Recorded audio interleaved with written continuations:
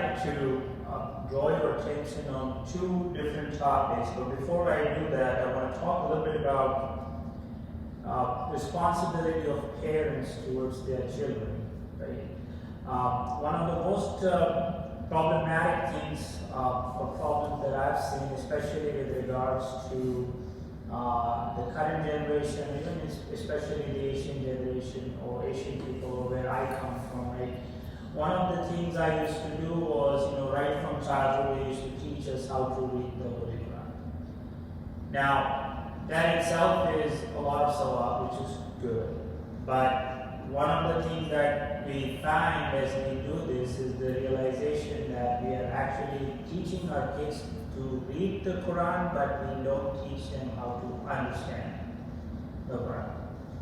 And that message needs to be reiterated, at least in my eyes, over and over again, because what it happens is that unfortunately that we learn to read the Quran and there is no understanding. And especially in Surah Jummah, where Allah says, don't be like the people who load the books, like the Yahud used to load the books on their back like weights.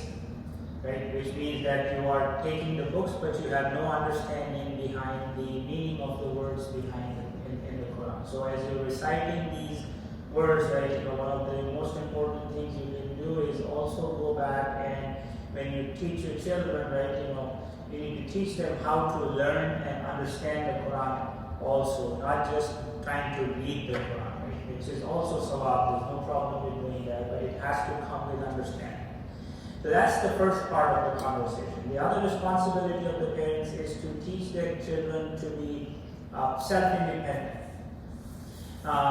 In today's generation, right, we have children who actually have access to a lot of information. And, when we teach our kids, especially when I was growing up, one of the things I was told, right, this is the way it is, don't ask any questions, right? And we were not even trained to ask questions. However, I have 4 children now, right, and they live in the United States, and one of the things, it becomes an issue when you make a statement. You also have to be ready to answer why you want to do certain things, right? So this why becomes important, because, and then the other part is making sure that you are educated yourself to be able to answer those questions as to why you want to do something. Because if you answer them wrong, they actually have the resources and means to actually go check your answer. That's one problem. The other problem is if you say, I don't know, that also is actually a problem, because most of the time the children are looking up to their parents as the source of knowledge and information. And if you have a parent who says, I don't know, or why you should read the Quran without understanding, those are things that we actually do a disservice to our children. The third thing we should start working on also is teaching our kids how to travel, right? There is a lot of, I used to, work quite a bit in the Midwest in US, right? And, I used to, be at factories, and I used to meet people who actually hadn't even crossed their state border, right? So that part is actually problematic, because now you become narrow-minded, right? Because you become a fish inside a pond versus a fish inside a sea. So you have to teach your kids to travel. Make sure you take them outside. Make sure you take them to Ziyarah. Make sure you take them to Karbala, right? Make sure you take them to Najaf, right? Make sure you take them to Iran. Make sure you take them for Umrah, so you can see where the Prophet was, right? And what the struggles he had to, go through and those historical places. Now, I had a completely different concept about Karbala, because I used to listen to the majalis, right, as I was growing up. And then when you actually go to Karbala, you actually get a perspective of what the actual scene could have been. Now, of course, there's so much development there, but you can still go there and visualize how those occasions or things were happening. Like even if you go to Makkah, right, you get an idea where Shaykh Abu Talib is, for example, or where there's Masjid al-Jinn, right, or where Ghar Hira is, right, or where Ghar Sur is, or if you go to Medina, you see where Masjid al-Qiblatain is, where the Qibla change, or where the Battle of Uhud happened. So you have to take the children to open their eyes, and that's just not purely from a religious perspective. You should also take them outside on vacation and stuff like that, so you can actually get them to experience all the different experiences in life. Because once you travel, right, that's where you get a lot of those experiences. So now that part is like, as a parent, that's a responsibility for us towards our children. However, right, that's only part of the equation, right? The other part of the equation is what is the responsibility of the children towards the parent, and then we have to start asking the question, right? What does Allah Subhanahu wa Taala view the concept of parenthood? Right? And not only that, how does Allah Subhanahu wa Taala teach us how to behave with our parents? Right? So that becomes an important question, right? And what is His command with regards to treating our parents? Why are we asked to have mercy on our parents? Why are we supposed to do ihsan, right? And who is more deserving, the father or the mother? Right? So you have to go back and look at the hadith and look at the Quran and say. And then the biggest part is, if you are commanded to do good to your parents, right? What is the benefit of actually doing good to your parents? If you actually do good, why should you be doing good to your parents? And then, oh, by the way, right, if you actually hurt your parents, any form of possible, right? Could be verbal, could be any sort of those things, hurt their feelings. What are the consequences of actually hurting your parents' feelings, right? In this world and in the akhirah, right? So you have benefit of this world and akhirah for doing good, and you have loss that you may incur here and what you may incur in the akhirah. So with that, I'll quote the first ayah from the Quran. This is actually in Surah Isra, ayah number 23, where Allah Subhanahu wa Taala says, "And your Lord has decreed that you not worship except Him." So He's saying, "Do only my ibadah," right? That Allah Subhanahu wa Taala is ibadah. And to parents, do ihsan. Do good treatment to your parents. Whether one of them or both of them reach old age, do not even utter the word of. Right? And do not repel them. Don't drive them away. When your parent comes to you with something, especially when they're older, a lot of times parents are cranky or as they get older, they become a lot more opinionated, right? And so when they come to you, you're not even supposed to repel them. And you're supposed to speak them a kind word. Speak to them a noble word, right? And then he asks them to submit to them in humility. And then we say, Rabbi Irhamhuma kama rabbayani saghira. Oh Allah, have mercy on my parents because they took care of me right from when I was a child. So that's the first part. So he's telling us to do ihsan. Combined with what? Doing ibadah. So you're doing ibadah of Allah Subhanahu wa Ta'ala, and then next second he's saying doing ihsan, right? Back to back. And then he turns around in Surah Luqman. So Surah Luqman is also a wonderful story from the perspective of what a father who's on his deathbed with all the life experiences that he's learned about what advice he's giving his children. So from the day when Adam was created till the day of eternity, right? So we have, of course, we have the Wasiyah of Imam Ali, but in the Quran, Allah has documented this person named Luqman, whose story is documented on what type of advice you need to give your children. And it's something as I would personally advise, when you go home, sit down with your children, right? And go through the story. It's actually fairly straightforward. The language of the Quran is very straightforward when it comes to the ayahs in Surah Luqman about what Luqman is telling his children. But it's advice that has been captured for eternity. He didn't take another prophet's story. He didn't take somebody else, right? He took Luqman, who actually was not a prophet, but he chose to capture the words of Luqman, which now is captured till eternity, where Allah is quoting what Luqman is telling his children. So what does Luqman say his children? And he said, "We have commanded man concerning his parents." So Luqman is telling his children. His mother carried him in her womb with strain upon strain. And then she took care of him till he was able to walk, like 2 years, right, for example. But then he says, "Be thankful to me." So Allah says, "Be thankful to me," him, do shukr to him, and to your parents. So on one hand, he's saying do ibadah, and then he's saying do ihsan to your parents. Another place he's coming in and saying, you do shukr to me and you do shukr to your parents at the same time. And it is to me you shall return. So you are supposed to do good and you're supposed to be thankful to your parents. Now, why would you want to be thankful to your parents, right? This is indeed a great test from Allah subhanahu wa ta'ala. Of course, Allah provides all the risk that we get in this world because He is Rahman Rahim. So there is no question about that. But when we are born, right from the day we are conceived, right, the parents are the representative of Allah with that risk that is being provided to you. So if you can't even show thanks to your parents, how are you going to show thanks to Allah subhanahu wa ta'ala? So that's why He's saying, do thanks to me, but you have to be thankful to your parents. Because if you can't even appreciate the risk I provided to you with the love and care that your parents provided to you, how are you going to be thankful to me? Right? And oh, by the way, does Allah depend on our thanks? Does Allah depend on our ibadah? He doesn't need anything. So when you're doing ibadah and you are doing thanks to Allah subhanahu wa ta'ala, you're doing it for your own good. You're not doing it for somebody else. It actually benefits you. So if you do ihsan to your parents, you do thanks to your parents, that is coming back to you. It's not going to Allah subhanahu wa ta'ala. He doesn't actually need it. Now, that's the first part of it. Now, what does ihsan mean? What does good conduct mean to your parents? Like, what does it actually mean? So, Imam Sadiq, alayhi salam.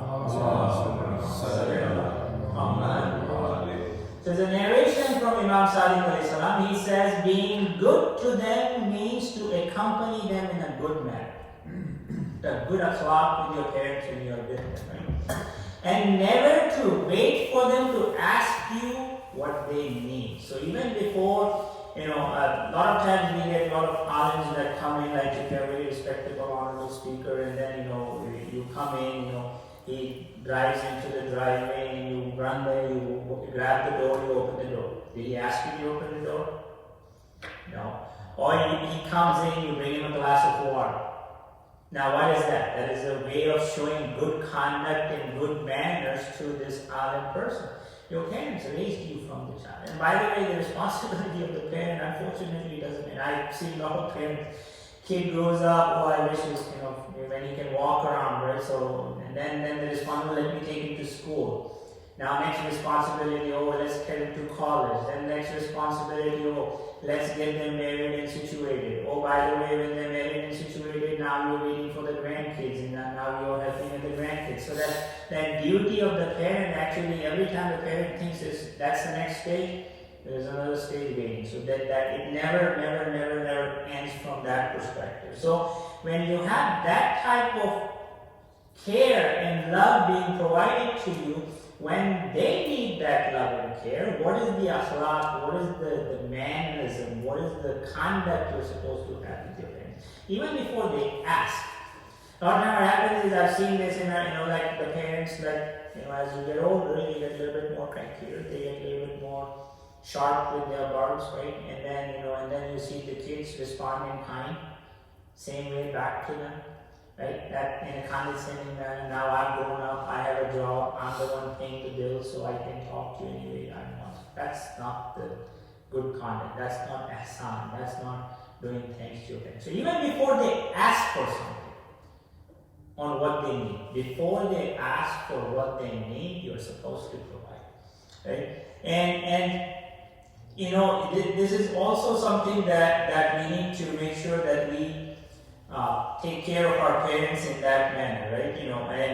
And the other point is we are asked to provide obedience to our parents, obey our parents. Now that comes that it shouldn't be, a lot of parents actually use this as a guilt trip. Say Quran says you need to be obedient, right? I'm old, so now forsake your career, leave your family, and you take care of me. No, that's not a good way of taking care of or being obedient to your parents. Right? There has to be some fine line and reason behind how the child, if he goes to work, he may be able to take care of you. Right? He also has a responsibility for his family. A lot of time, mothers don't let go of their sons, causing conflict between the husband and the wife, for example. Right? So that you can't command that type of obedience from your child, right? But you can expect the good conduct, good mannerisms from your children. Now, we have been instructed, right, to do good to one's parent is obligatory, even if they are polytheists. Meaning, even if they are mushriks, even if they are kafirs, you are supposed to do good to them. You may not obey them in some of the commands of the Allah subhanahu wa ta'ala that may be conflicting with the commands of Allah, but you are still supposed to be good to them and follow them. Now why we ask to have mercy? Right? Our parents have raised us from the child. They have taken care of us. So we are responsible for doing this. Now, on the other hand, who's supposed to be more worthy of your ihsan? Father or the mother? Right? Our Prophet Muhammad Mustafa sallallahu alayhi wa sallam was very clear on this part. He said, paradise lies under the feet of your mother. Paradise lies under the feet of your mother. There was one gentleman, and this is Imam Jafar Sadiq narrating an instance of our Prophet. He's saying when somebody came and approached our Rasul and he says, "O Prophet of Allah, towards whom should I exhibit goodness and kindness? Who should be first?" Right? So Prophet said, "Towards your mother." Then he asked again, he said, "So and after that, who next?" So he says, "Your mother again." And then he says, "By the way, then who next after that?" Third time also Rasulullah says, "Your mother." And then he says, "O Rasulullah, what about next after that?" And then he says, "Towards your father." So 3 times emphasis towards your mother, and the 4th time towards your father.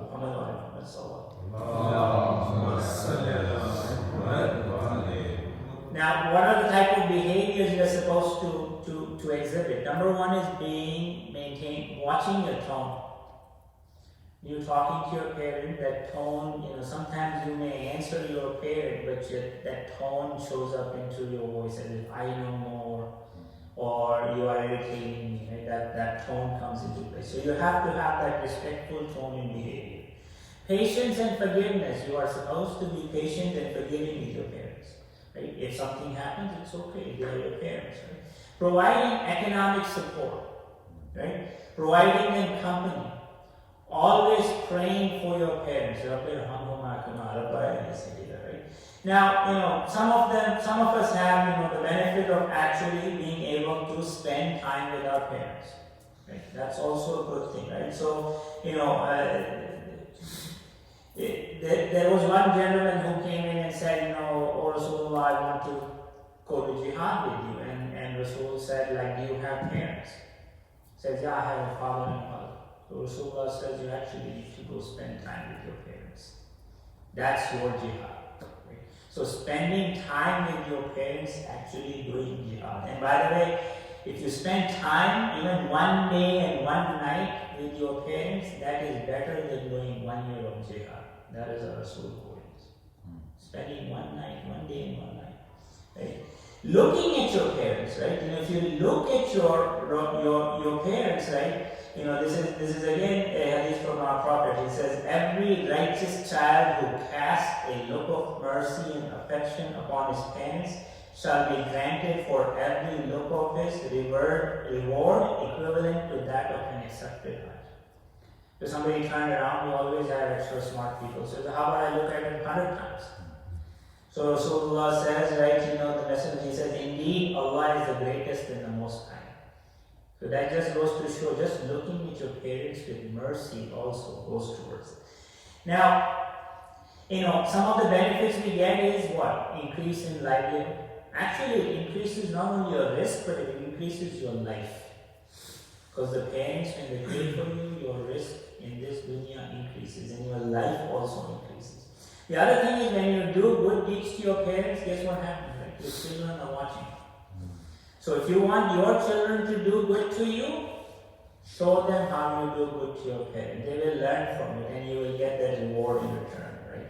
The other part is that some of us, lost their parents. So what do you do then? One of the good hadiths is that, whoever visits the grave of his parents, or one of them every Friday, Allah shall forgive his sins and shall regard him to be of those who have been kind to his parents. Even asking for forgiveness to your parents, doing some kind of sadaqah jariyah, dig a well, right? Donate money in the name of your parents to somebody for education, for example, right? All those are, anytime you do a sadaqah jariyah, that reward goes to your parents.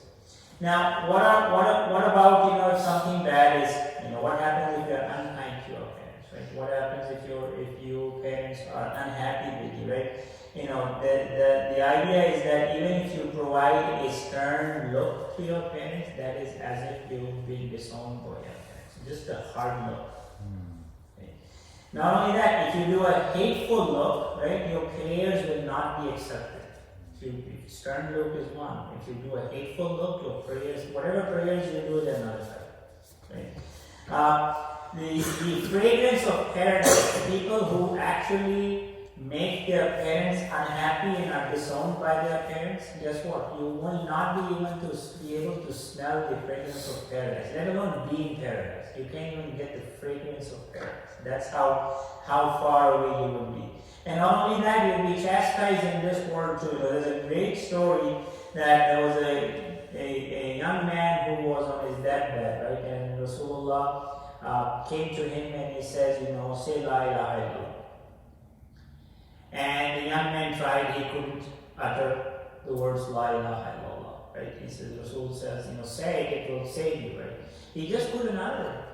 There was a woman sitting next to him. So Rasul tried this several times. He says, say La ilaha illallah, Muhammad Rasulullah. He couldn't.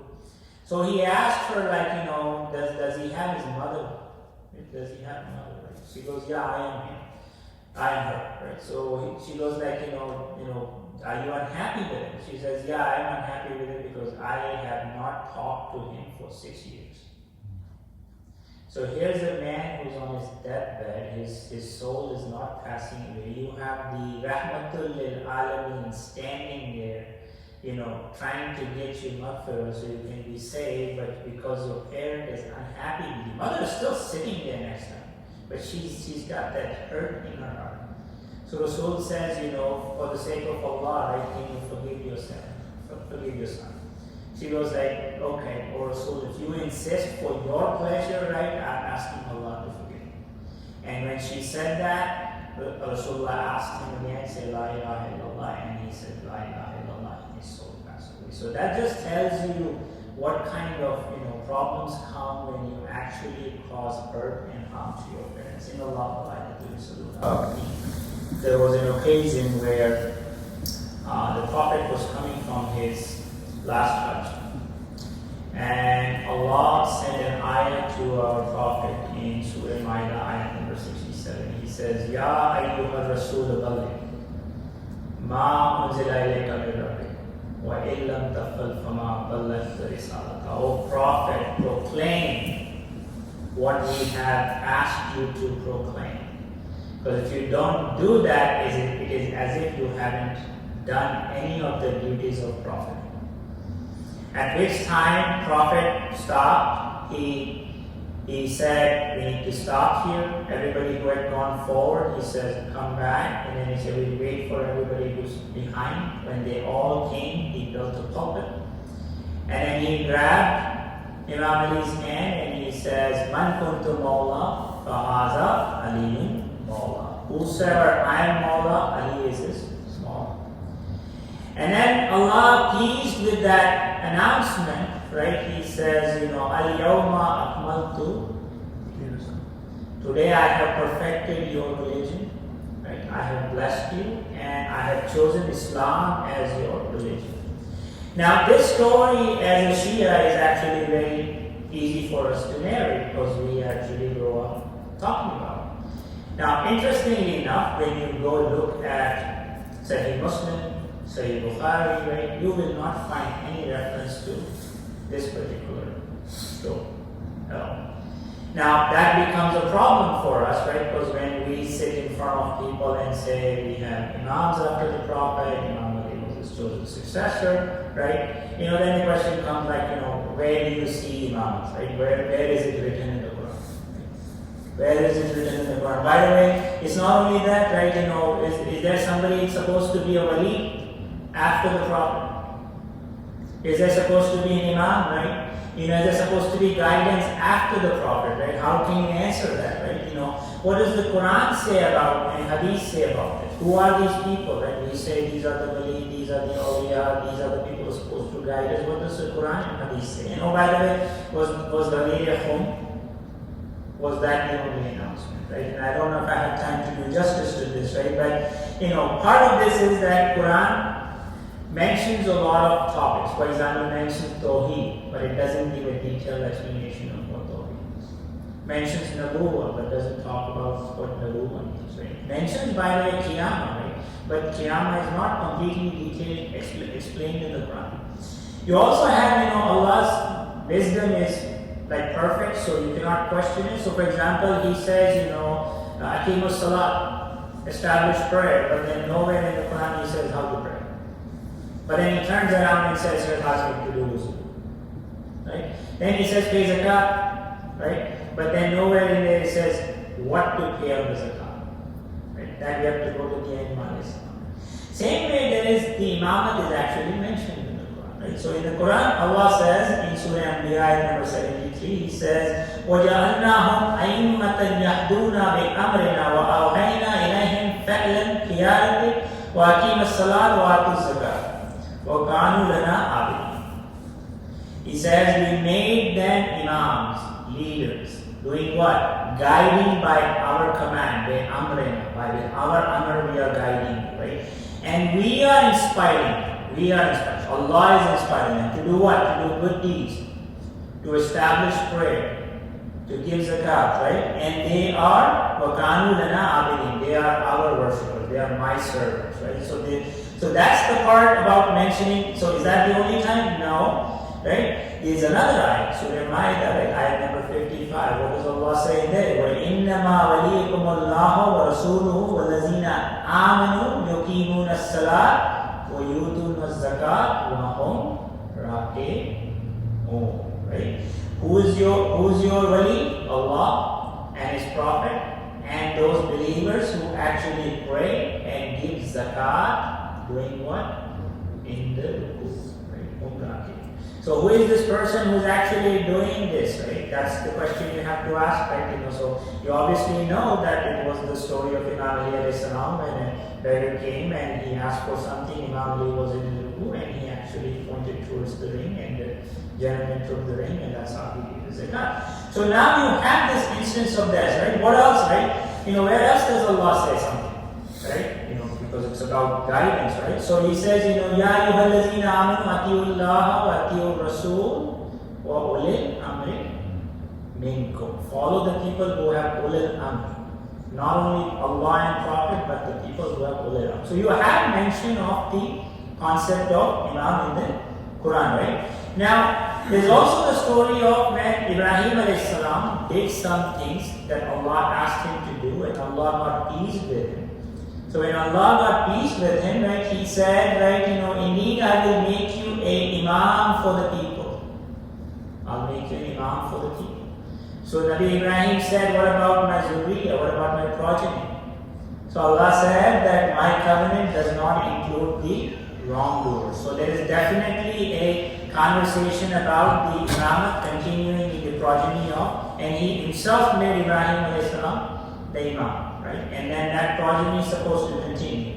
So now, why the need for an imam? Right? That's the question, right? Rasul delivered the Quran, delivered the final message, right? It's all done, right? The message is here. He gave us the guidance. Why do we continuously need guidance? You always have to go back and ask the Quran. This is the most interesting part.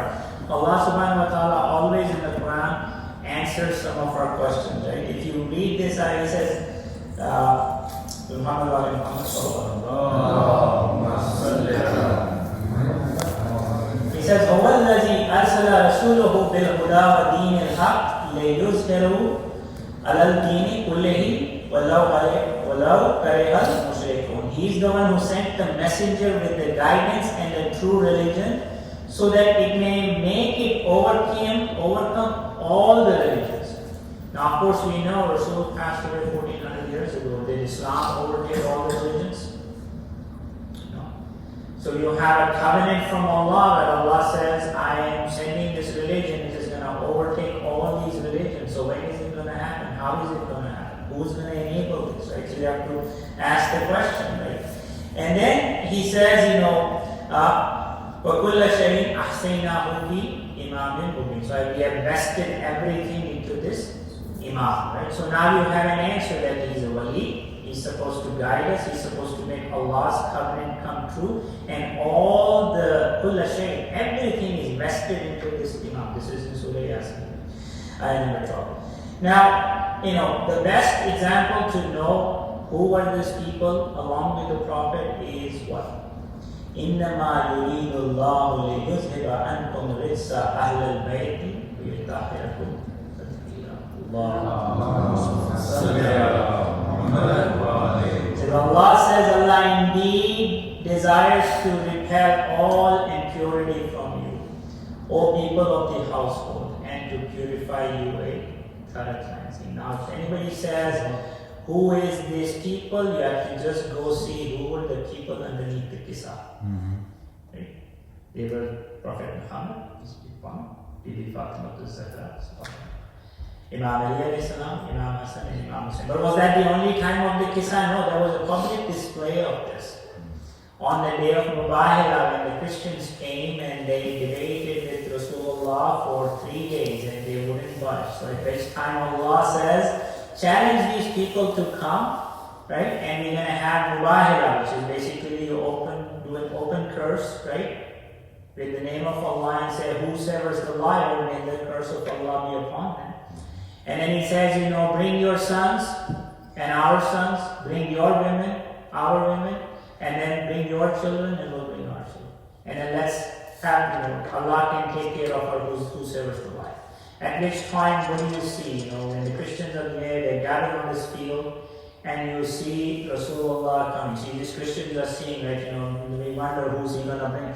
The Christian priest said, if the Prophet brings somebody else besides his family, then he's actually truly alive. Because if you're truthful, then you'll bring your family. If you're not truthful, then you're not going to bring your family. So guess what? He's coming in, he's got what? Imam Hassan on his right.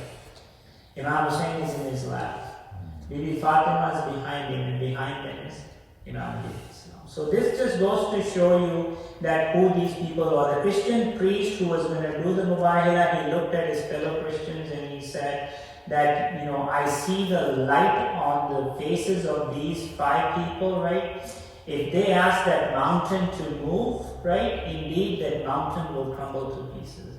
And he said that if you enter into Mubahila with these 5 people, you will not only be destroyed, but your whole generations upon generations are going to be destroyed.